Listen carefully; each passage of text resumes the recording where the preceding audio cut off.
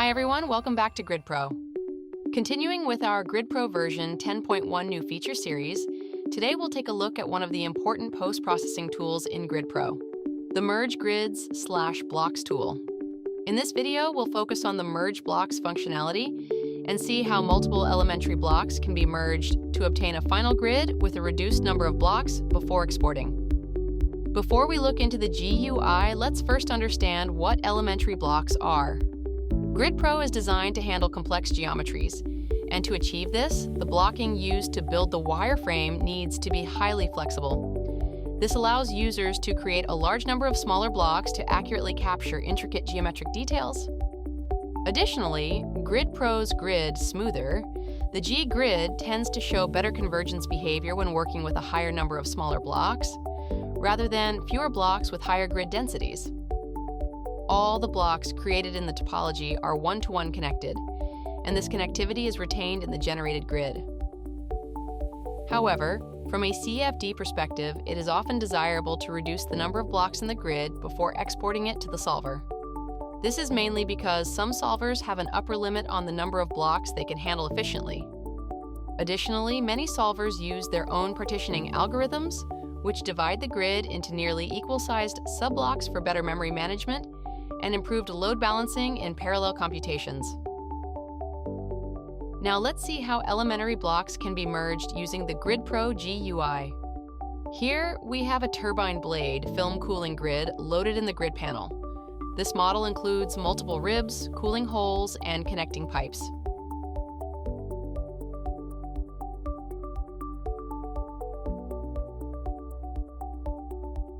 To accurately capture these features, the topology was created using approximately 38,000 blocks, which are retained in the generated grid. The quality check shows the grid has an average skew of 0.11 and most of the cells lie in good skewness range.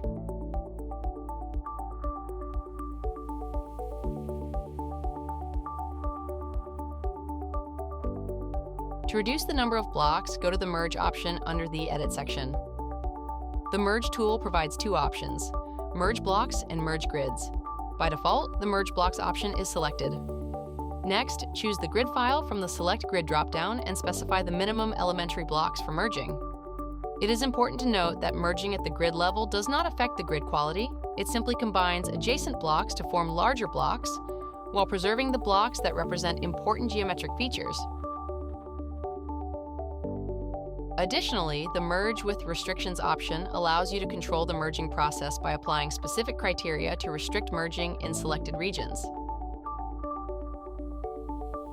Finally, provide a name for the output file and choose the directory where the merged grid should be saved. Click on Apply to generate and review the merged grid. The output grid is automatically loaded into the grid panel. As you can see, the number of blocks has been reduced from 38,294 to 23,280.